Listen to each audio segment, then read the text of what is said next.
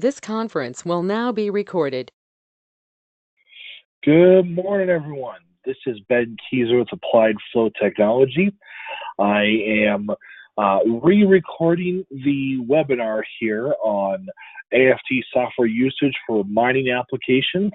I apologize, there were some technical difficulties in the live webinar that we were doing today, and not sure what happened there, but I am re-recording it now. That way the content will be available to all of you. So for any of you who are able to listen in on the recording, I want to thank you for joining me as we will discuss various applications in which our software would be able to be a really useful tool for your various mining applications.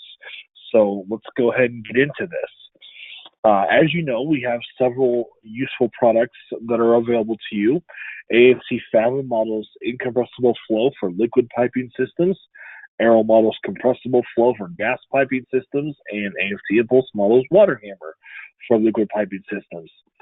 Each of those products are a very good fit for the mining industry, and each of them has a number of add-on modules which are particularly useful. There's the goal seek and control module, which will automatically change your input parameters in order to help you achieve your desired results. Dramatically reduces the amount of time that you have to spend manually iterating on things. The extended time simulation module allows you to model transients in AFT Fathom, and that's really useful for seeing how long it takes for your tanks to drain and fill over time. And then finally, there is a settling slurry add-on module, which will model solids suspended in the fluid, and the settling slurry module will calculate your settling velocity so that you can make sure that you're above that. It will also allow you to derate your pump performance, and those are all key aspects of the settling slurry module that you can work with, and again, very applicable to the mining industry there. There's also a goal seek and control module available for AFT Arrow. There's a settling slurry module for AFT Impulse, and then a pulsation frequency analysis module for Impulse. If you have positive displacement pumps in your system, the PFA module will ring your system to determine what your natural frequencies are in order to avoid operating at those pump speeds. And so it gives you a significant benefit where instead of having to bring in an outside consultant to do an expensive vibration analysis for you, you would be able to have the flexibility to do it yourself for any number of systems. So very user-friendly capability there. Next, we have our design tools, AFT Mercury and AFT Titan. Those tools will automatically size pipes in your system in order to minimize your life cycle costs or your material installation costs or your piping weight or your energy usage, all while staying within your design constraints. And right now, we are taking the capabilities of Mercury and Titan and we're converting them into a new add-on module for AFT Arrow and AFT Fathom. It's going to be called the Automated Network Sizing module, which should be available hopefully in the next couple of months here. And so it'll be integrated directly into the core Fathom and Arrow software. And very useful tool, especially for mining applications where your piping system is changing on a constant basis. This will help you really be able to save a lot of money with those different projects that you'd be working on. Lastly, we have AFT Steam Calc, which is our electronic steam table calculator, followed by the Kempak property database. The Kempak database can be used with Fathom, Arrow, or Impulse, and it contains accurate thermophysical properties for about 700 different fluids. They know where the saturation lines are, so they'll be able to tell you if you're boiling in Fathom or if you are condensing in AFT Arrow. And then lastly, you can also create mixtures of multiple components in the Kempak database on a mass or mole fraction basis. And when you specify that fluid composition, we'll be able to calculate what the mixture properties would be for you. So lots of useful functionality there. Okay, so these are the applications I'm going to be going into today for the mining industry. I'm going to talk about mine dewatering, leaching operations, and slurry transport. And so the key thing is all of our tools are an excellent fit for each of those different situations. So let me start off with our case studies area on our website. If you go to aft.com under the Learning Center, this is where you can find all of our case studies. And there's about probably 40 to 50 case studies that are available to you on our website. But what I have done is I'm going to filter my case studies by mining and metals for the industry. And these are the case studies that relate directly to mining. And so I'm going to talk about these two case studies today right here. Mine dewatering, and then also a leach pit operation for a copper mine facility. And so let me go ahead and jump into AFT Fathom. I'm going to talk about the mine dewatering application first. So here's a system where we are pumping water from a relatively low elevation up to a higher elevation, and the piping spans over several miles of piping, and it traverses over several hundred meters of elevation change. So we have to include a number of pumping stations in order to continually boost the pressure to overcome the elevation change here. So coming out of the mine pit, we have 3 pumps in parallel, and they're delivering water up to the first pump station, and each pump station has 2 pumps in parallel. As you can see here, I've shown the nominal size on the pipes. So it's a mixture of 20-inch diameter pipes as well as 14-inch diameter pipes on the suction side of the pumps, 12-inch diameter pipes on the discharge, and then essentially 18 to 20-inch diameter pipes in the main header path itself. And so with all the pipes being all the pumps being fully defined here, they have their head curve defined as well as the MPSH curve and a power curve. And the pumps in series here are operating at 92% speed. If you were to read through the case study that this model was based off of, the pump speed needs to be changed in order to ensure appropriate levels of MPSH and whatnot. The case study documents all the different lists of criteria that needed to be met for that specific project. And so the fluid here is simply water, and we're pumping water uphill. And so when I go ahead and run the model, it'll converge. And the first thing that you would probably want to review is your pump operation. So if I go to my pump operation results here, you can see how each of the pumps are operating with their relation to the best efficiency point. So as you can see here, the first 3 pumps in parallel, if I dock the output over to the bottom, and then I can zoom to fit here, these first 3 pumps are highlighting the first 3 pumps in parallel at the beginning part of this system right here. So as you can see, they are delivering the flow up the hill, and they're operating at 100% speed, 75% efficiency, and they are actually operating at 78% of their best efficiency points. Next, you can track all the remaining pump stations and how they will be continually boosting the flow. And so they are actually all using the same pump curve, and they're all operating at 108% of the best efficiency points. So you get a little bit higher flow through each of the pumps when you're only using 2 pumps in parallel versus 3. But that's the key thing, is you only need 2. Okay, you can do scenarios where you put 3 pumps in parallel to see if that gives you more flow, and it may not help all that much. And so that's the type of analysis that you would be doing here, is you would be examining when you add more pumps, what is your overall efficiency, and where's your pump operating in proximity to its best efficiency point. Another key parameter is the MPSH. They had to make sure that you have plenty of MPSH for each of the pumps as the water gets pumped uphill. And as you can see, there's plenty of MPSH available, much higher than the MPSH required for each of the pumps.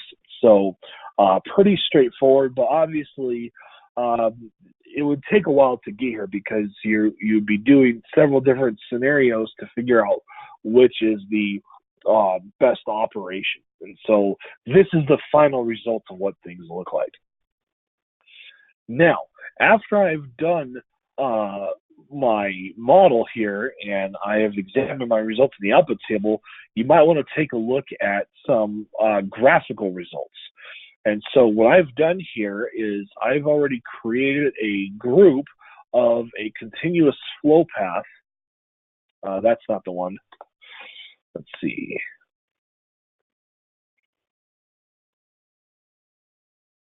So here's the upper flow path that I want to plot a few things for. So when I show my graph to you, this is the flow path that I'm plotting here. So let me re-expand my quick access panel. I'm going to go to the graph results window. Now, what I have already done is I've already gone to the profile plot or the profile tab, and I've already set up some parameters that I want to graph. So rather than having to reset those every time, I can simply reload them from the graph list manager.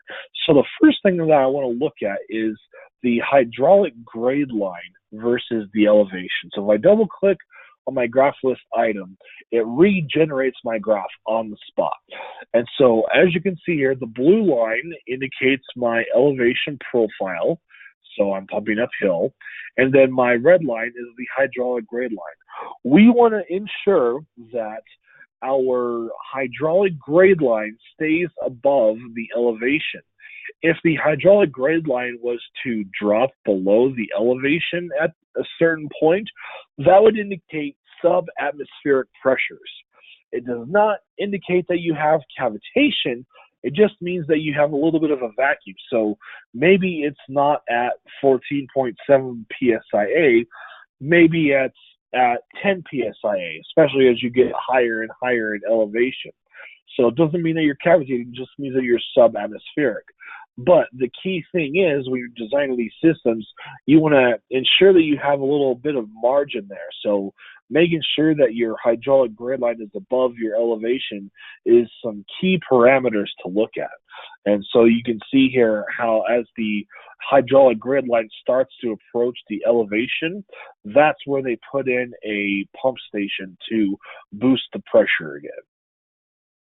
Now, here's what things look like in terms of pressure instead of hydraulic grid line. With pressure, you can see how the pressure dramatically increases at each of these pump stations, and then it drops along the longer lengths of pipe as it's traversing uphill. So we have pressures, or system pressures that are between about atmospheric pressure and almost up to 180 psia. And so we have to put in a series of booster pumps to continually bump up that pressure. And that's really all there is to it for the steady state analysis. I mean, you can do cost calculations. Once the module is available and if you have a license for it, you can turn on the automated network sizing module. Because not only do you want to make sure that you are pumping water up the hill effectively, you also want to make sure that your pumps are operating efficiently and that you're trying to be good engineers and try to save money over the long run. So what you could do is use the automated network sizing module to automatically change your pipe sizes throughout that flow path in order to give you the best life cycle cost analysis. So maybe your period, maybe the system might cost $500,000 with this system here in place. But if you're able to use ANS to automatically size your pipes, maybe it's able to reduce dramatically your life cycle cost to where instead of experiencing $500,000 in energy costs, maybe you only are experiencing $150,000 over that 5-year period. So very useful for getting some cost savings in addition to simply getting the water out of the pit as quick as you can.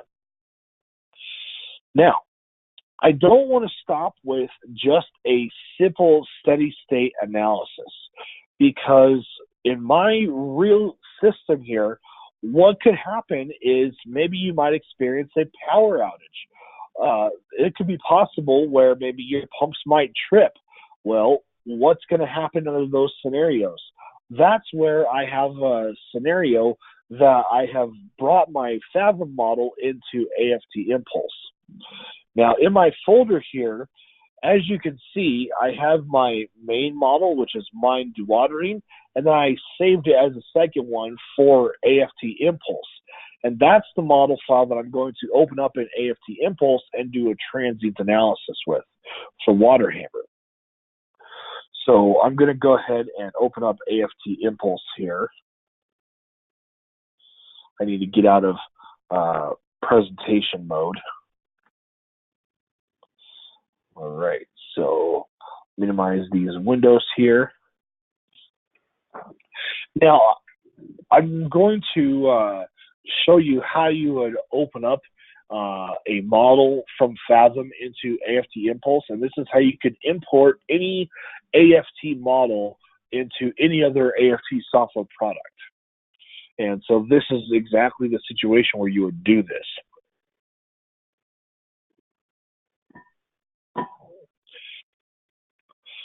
All right, that's just about to get open up here. There we go. Okay, so if you want to import a Fathom model into AFT Impulse, here's all that you need to do. If you already know how to use AFT Fathom, then you know about 80% of how to use AFT Impulse. As you can see here, the interface is virtually identical, so you're able to take advantage of the knowledge that you already have from Fathom and AFT Impulse. So I'm going to go to the File menu and then Open. And then all you would need to do is simply browse to the folder on your computer where you have your model saved, which is in this folder right here, and then change the file type. So if I change this to all file types, then this allows me to import the model. Now, this is the first thing I'm going to show you just to show how it imports in, because there's a couple of key aspects that I want to talk about with this. So right now I'm bringing the model in.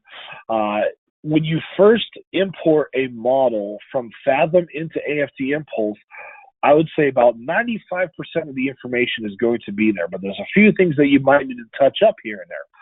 One thing is if you open up the checklist here from the status light and you look at the system properties window, you have to update your fluid information.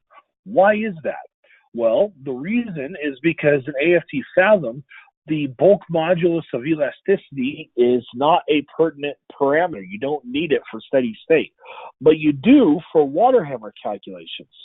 So when you first bring your model in from Fathom into Impulse, you might need to simply open up the system properties window and then click OK. That way it's able to set the bulk modulus of elasticity. The next thing here is to define all pipes and junctions. And if I look at this list, I can see that I have a handful of pipes that are not fully defined there. So if I select any of them, it'll highlight where these pipes are in their system, and those pipes are using a different type of pipe material. And the reason why they are not fully defined is because in the custom pipe material database, the wall thickness, modulus of elasticity, and Poisson ratio were not defined. Again, the key thing is wall thickness. If you define a wall thickness for your custom pipe material database, as well as a modulus of elasticity, then your Poisson ratio can be calculated. Ultimately, what you need is the wave speed. The wave speed is the key parameter that you need in order to be able to do the method of characteristic calculations. So you might need to do some touching up on your pipe material database. Now, I'm not going to get into the details of pipe material databases, but another area that is on our website that you'll want to make sure that you check out is our tips and tricks area. If you go to the Learning Center under tips and tricks here, you can find all of our different blog articles that we've written over time. And I wrote a handful of blog articles on how to use databases.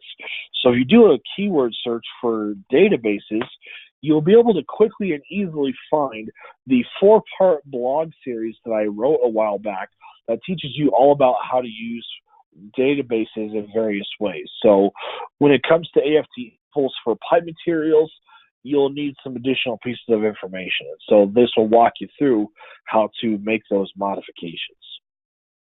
All right, back to impulse.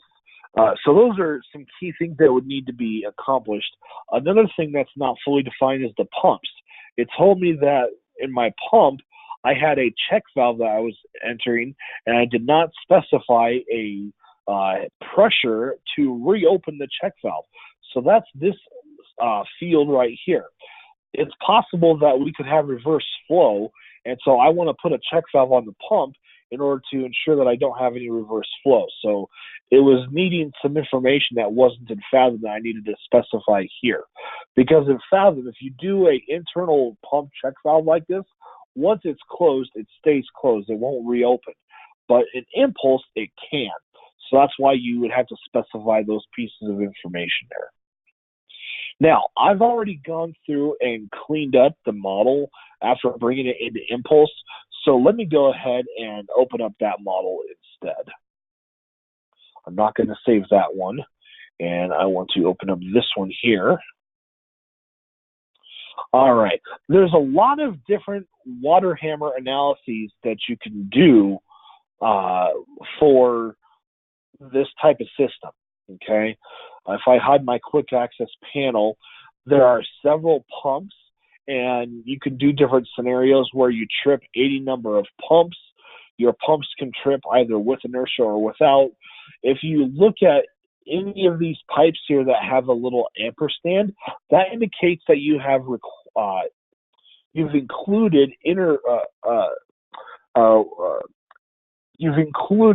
additional fittings and losses in the pipe itself.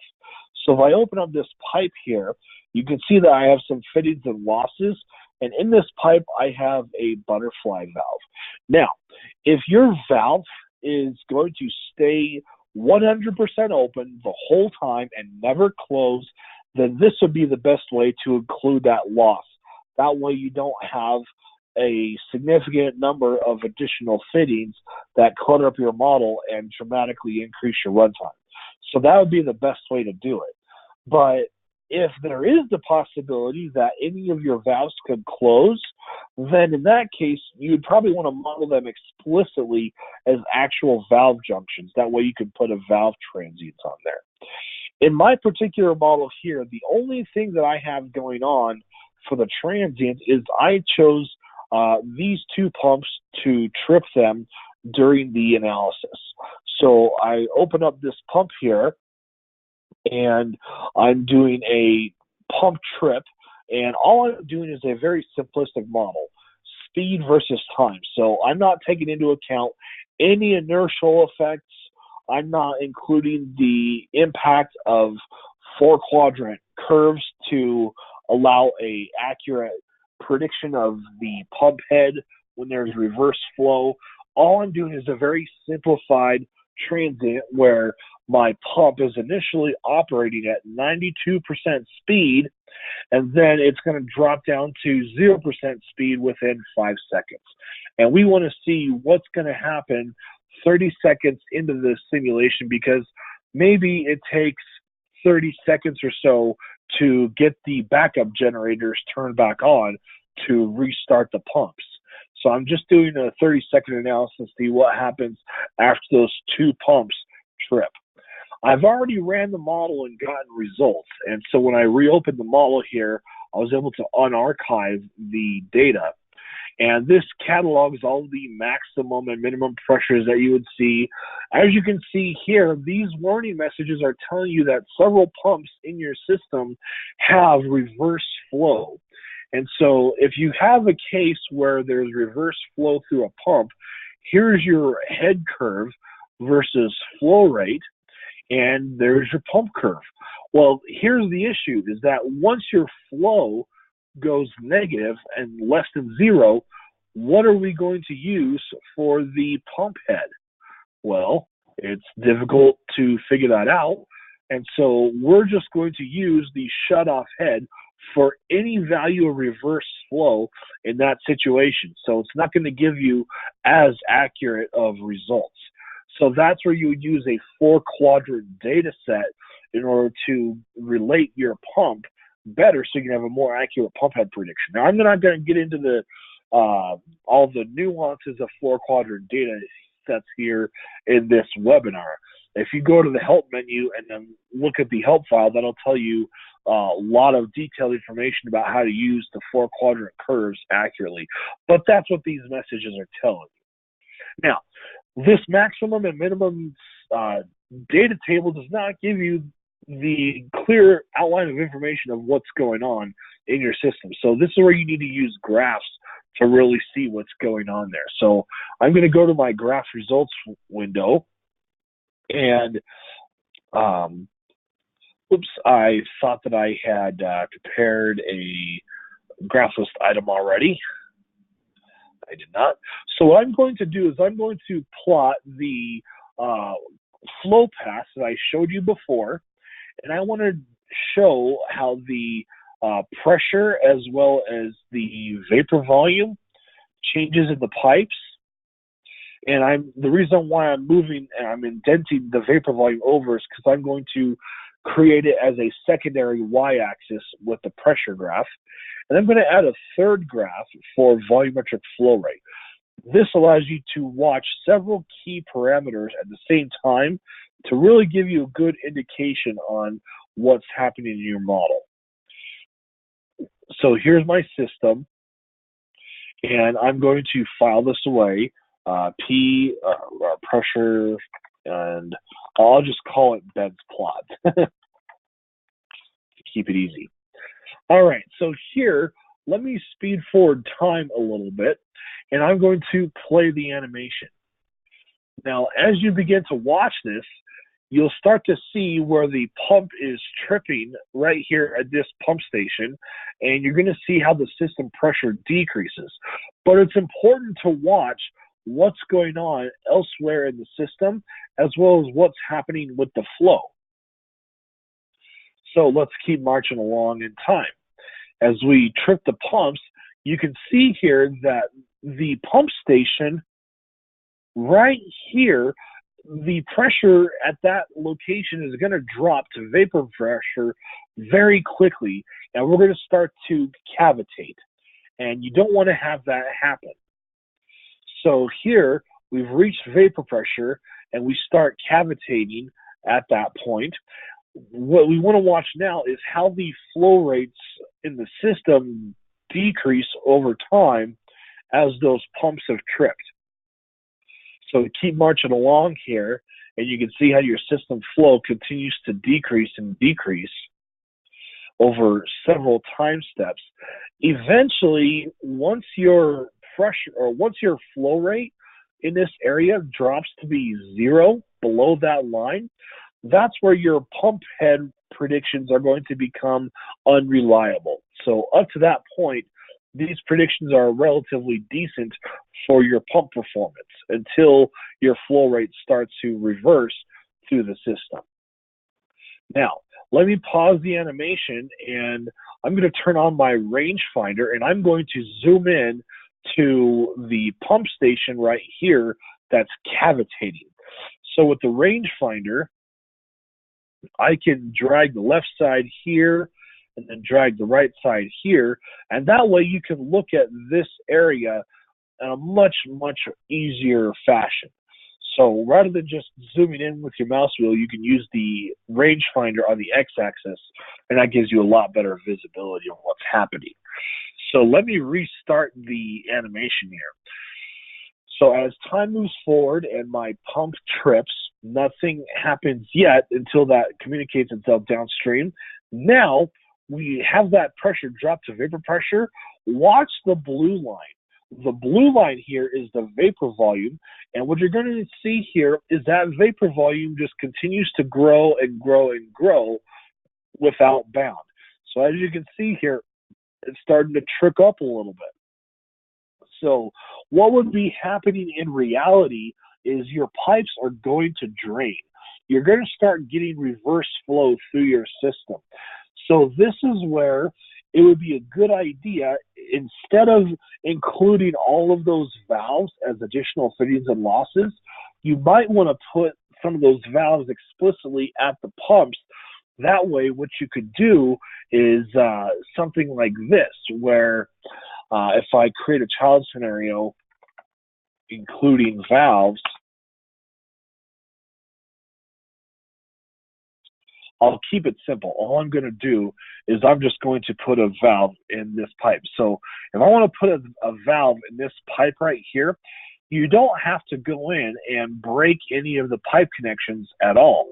Instead, all you need to do is hover over a valve and then hold the shift key down, and then drop that valve right on top of the pipe, and you can split the pipe. So maybe this is 20 feet downstream of the area change. So that's how we could split the pipe. So here's what you could do is, for this valve, what you can do is have it be fully open. So you'd have your fully open CV, let's call it 1,000. And then on your transient, what you can do is set a event transient up. So this event transient would cause the valve to close. Maybe the valve closes in 5 seconds. And so we got 5 here and then 0. In order to mitigate surge effectively, we want to make sure that we close the valve over an appropriate time profile. So 20% will be about 1.5. So here's what my profile would look like for my valve closure. But what I'm going to do is I want to set this valve to start closing when it starts sensing a lower flow rate in this particular pipe, because I want to have any reverse flow through my system. So in that case here, I'm going to set my valve to close once the flow rate gets to be less than or equal to, say, let's call it 200 gallons per minute.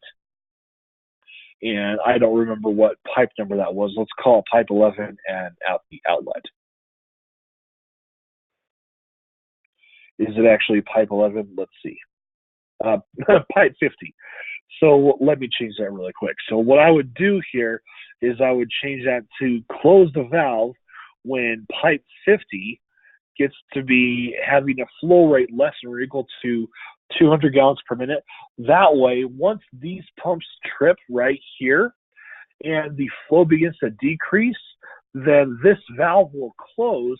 That way it prevents any backflow through the rest of the pumps. Then what you could do is you can set transients on these pumps right here to trip themselves, because you don't want to be pumping against a closed valve at shutoff head. That would not be a good situation. So you can set up your pumps there to trip based upon a valve closure perhaps. So let me open up this pump right here. Maybe this pump upstream is going to trip, and so I'll do 0, 92% speed down to, we'll call it a pump trip in 5 seconds as well. But in this case here, the closure is going to be based upon my valve CV.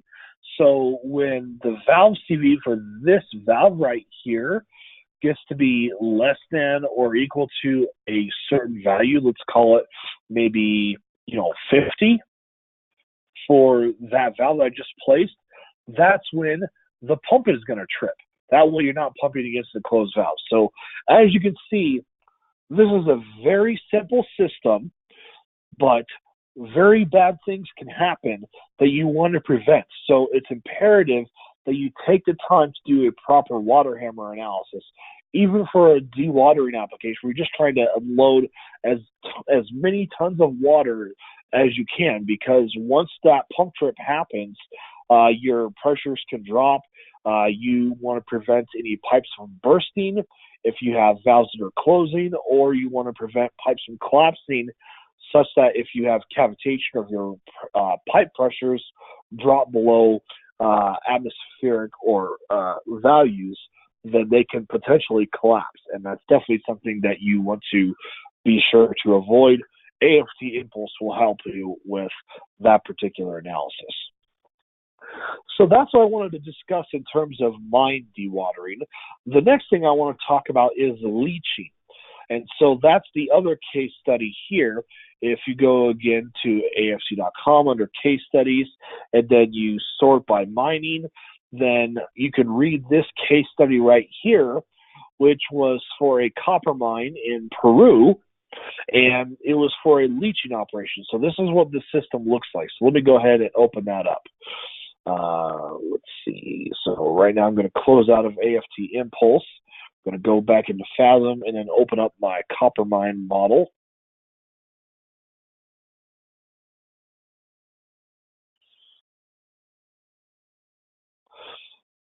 Now, this model is relatively simplistic as well, and this model represents the final case where they have gone through and sized their pumps accordingly in order to get the right system flow. So here they have the bottom of the leaching pond right here, and they're recycling the sulfuric acid back up through this pipeline here, and then they're going to recycle that sulfuric acid.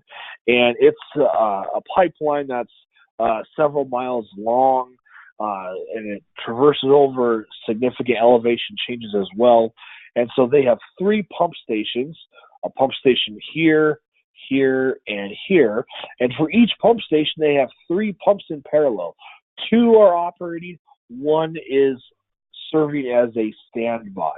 And so if you look at that case study, this is one of the pump stations in that pipeline there. So they had to make sure that one of the key requirements when doing this project was they needed to improve their pumping efficiency. So instead of running all 3 pumps at the same time, maybe they only need 2 of them. Now, as you can see, this system is a lot more complicated than the previous example. This system here includes a filter. It includes several area changes where the pipe diameter is changing throughout the network. It's got several valves and check valves. It has some gas accumulators. Those can serve as pulsation dampeners or pressure absorbers. So if you have a pump trip or a sudden valve closure, then you can put in the gas accumulator to absorb those pressure surges in order to avoid damaging your piping system. Now, Fathom is steady state, so those gas accumulators are not going to do anything. They're just branch junctions. But the key thing is, when you bring this model into AFT Impulse, you will actually see how the pressure or how the gas pressure and gas volume inside the accumulators will change over time as the gas accumulators absorb the pressure surges during the water hammer event. Now, I'm not going to go over in significant amounts of detail here on what they're doing, but this is the spray nozzle that they are going to be using here. And a spray discharge nozzle can be used to irrigate a field, and it can be used for irrigating a leach pad. It can also be used for irrigating for agricultural purposes. It can also be used for fire protection. So there are several loss models that are available. You can do a spray nozzle with a discharge coefficient and a flow area. If you did a sparger, you would specify a number of holes. Now, what that sparger represents is a area where you have several holes, kind of like a shower head. And so this is not intended to be a sparger along a pipe. And this is a separate application I'll show here in a minute, where you have a pipeline and you have several holes drilled into the top of the pipe, where maybe you want to have fluid or air flowing through those holes. That would be modeled in a different fashion. So once we go here and we run the model, we can take a look at the results. And again, the key results of this model are the efficiencies of the pumps, as well as where they are operating in proximity to their best efficiency points. So here we can see that several of them are operating on a variable speed drive. You can see how they're operating fairly close to their best efficiency point. This pump right here is operating a little bit further away. And then you can see that the overall efficiencies are really good, well above 70 and 80% efficiency. So they really did a fine job on their system once they got it fully designed. And so that's just another application. I mean, nothing hugely special about it. They did define their own custom fluid. And so their custom fluid is a sulfuric acid solution. So you can see how the density is changed, and you get a lot of information out of that. So that's a leaching application. And again, nothing really special about it for mining industry. Really, it's just flowing pipes. All right, let me show you an example with AFT Arrow. So back to the leaching operation. For doing effective leaching, a lot of times what they do is they will actually irrigate the field with air.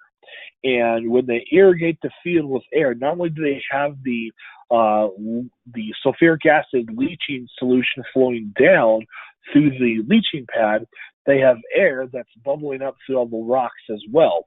And the reason why they do that is because the air irrigation helps the leaching solution contact the copper, as an example, the copper rock that's all been crushed up and heaped up in a leach pad.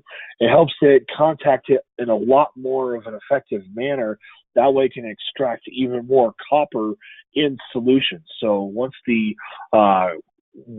the copper sulfate that gets down to the bottom of the solution, and then they electrify it, and they do electroplating, and that's how they get the copper out of the solution there from the leach pad.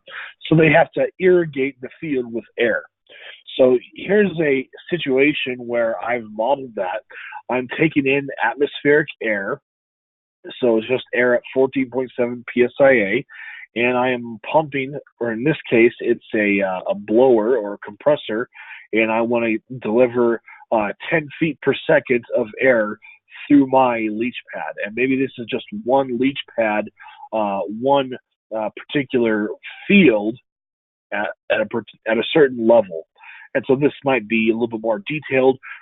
Maybe you need more flow through that, but that's just a guess that I used. So here in my system, I have all those spray discharge nozzles, and I modeled them in a very simplistic fashion. They all have a flow area of 4 square inches with a discharge coefficient of 0.6.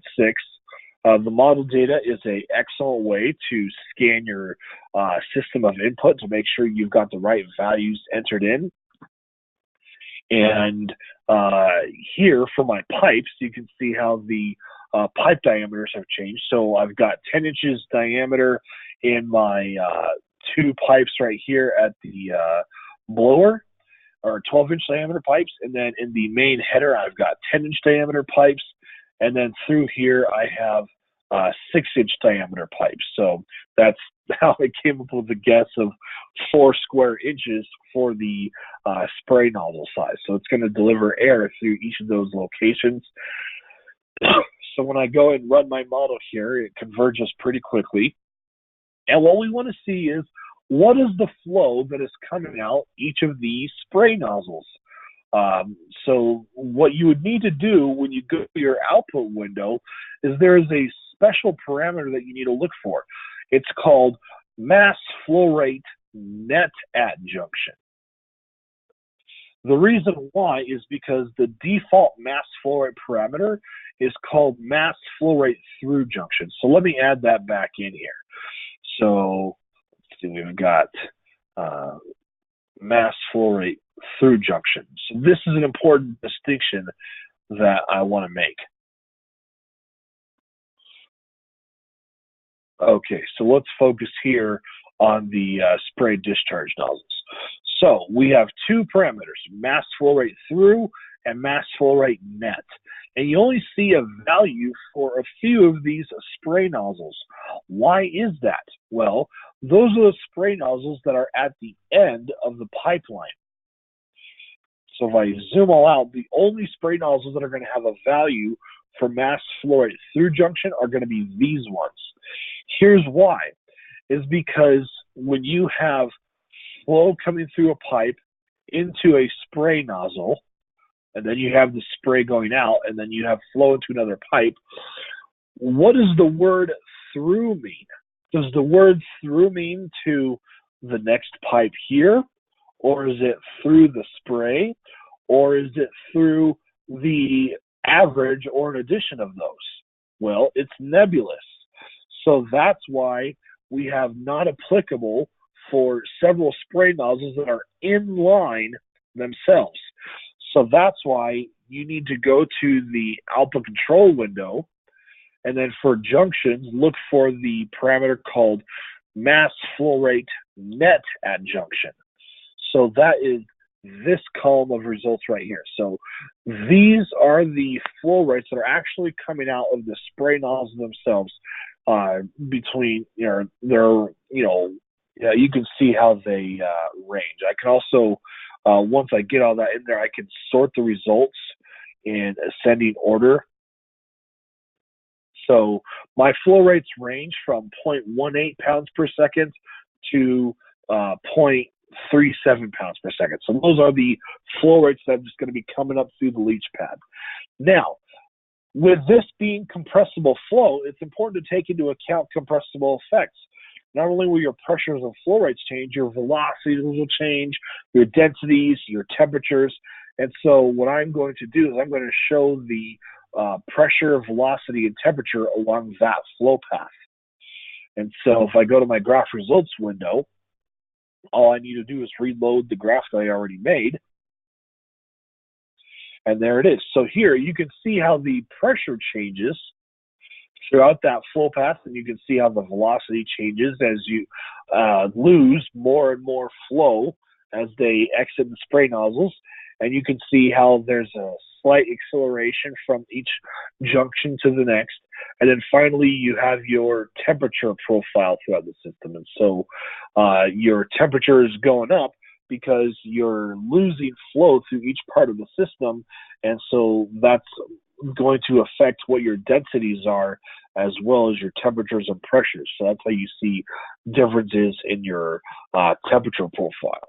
So with compressible flow, this is why you want to use AFT Aero for modeling your airfield, because you can these values can change. In Fathom, it's going to be constant temperature. Well, that's not really a straight line.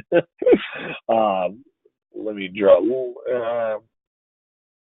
You'd see constant temperature, so you would not be able to get this level of resolution. That's why you want to make sure you use AFT Aero for modeling gases. It'll give you very accurate results. So that is how air would be leached through, or how air would be bubbled up through the leaching pad. Just another one of many applications where the software can be used for the mining industry. The last example is for slurry transport. So let me jump back into Fathom here, and I'm going to open up one of our example models here. So let me browse to that really quick here. For mining, you'll be having to transport solids a lot of the time. And there it is. Let's see. Pump size U for sand transfer system.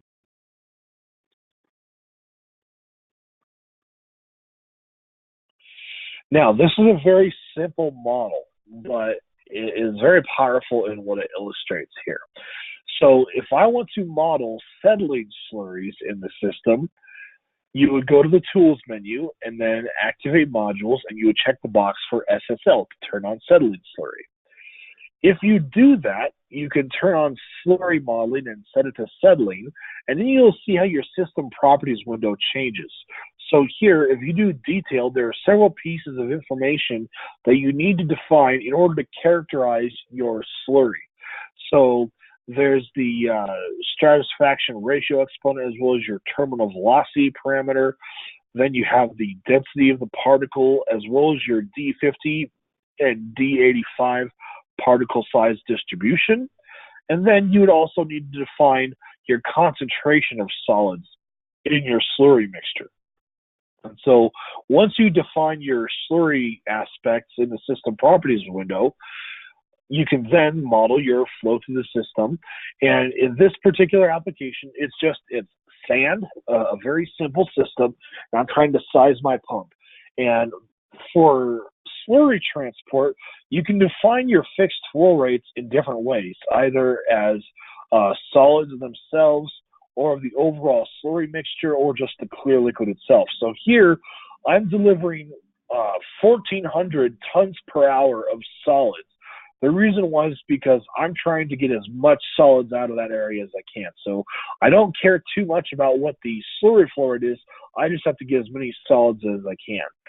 Also, you need to derate your pump performance. And so we use some different methods for that, like the Hydraulic Institute standard, and that will add your correction factors to the pump flow rate, pump head, and efficiency for your slurry pumping there. All right, so if you want to know how to build this model from scratch and learn about the slurry modeling capabilities, when you're in AFT Fathom, you can go to the Help menu and then Show Examples, and this pulls up our examples help file with all of the different walkthrough tutorials that will help you learn the software more effectively. It'll teach you a lot of different features about the software. And so in the modules section, here's the settling slurry modules, and so this is the example that I'm showing you. It's pump sizing for sand transfer systems. So even if you don't have the SSL module, you can still open up this help file and you can still read through this example to learn about it. So here, when I run my model, when you're dealing with a settling slurry, there's also a new slurry tab, which contains some important slurry parameters. So these are your head gradients, your IM and your JM. I believe your IM is the clear fluid. The JM is your head gradient for the slurry, followed by your velocity. You want to make sure that your actual velocities are higher than your settling velocity. And then you can also look at your settling velocity ratio here to make sure you have enough margin. If your velocities are less than your settling velocity, you're going to plug up your pipes, and you don't want that to happen. And then there are some special flow rate parameters for the slurry as well. And so as you can see here, I'm not showing the flow rate of the solids, but I could do that, and I would do it mass flow rate of the solids in terms of tons per hour. Where do you get that? It's from the output control window on the slurry tab. So here, if I went to mass flow rate of the solids, I can move that up here and change this both to tons per hour. And then I can do my overall slurry flow rate in tons per hour.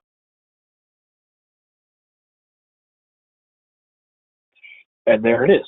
So when you're trying to deliver 1,400 tons per hour of solids, you're actually delivering 2,850 tons per hour with the solids and the fluid together. So that's how much flow that you're getting through your system. Finally, you can do some special slurry system curves.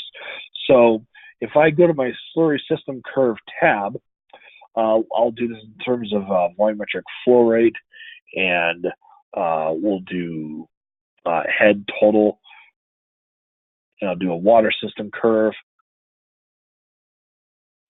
And so here's the key thing. My volumetric flow rate is, if I go back to my output window, my volumetric flow rate of the slurry is 7,700 gallons per minute. So here I've got, I want to see where 7,700 gallons per minute is. So if I turn on my crosshair, I can move up. So here's right around 7,700. So what you want to make sure that you're doing when you're operating with a slurry is you want to be operating to the right of this minimum as much as you can. That way you have really good suspension. If you start to operate closer and closer to that minimum, then you're going to start to have a sliding bed along the bottom of the pipe. And then in this area, you're going to start to potentially have the pipe getting completely clogged up. So that's why the slurry system curve is valuable, because you can see where you're operating, which we're operating here.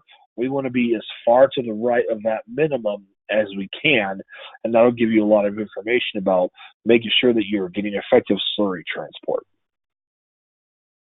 Okay, well, that is basically what I had prepared for you today.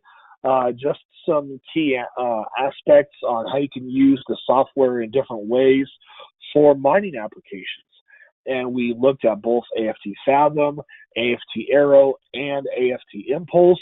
We took a look at the settling slurry module. There's a settling slurry module for Fathom and one for Impulse as well, so you can do slurry hammer calculations. And so all the tools will be a very good fit there. And if you have any questions, again, please do not hesitate to contact us or email us, and we'll be glad to assist you. Thank you again, everyone, for listening in, and take care and have a wonderful rest of your day, and have a wonderful holiday season.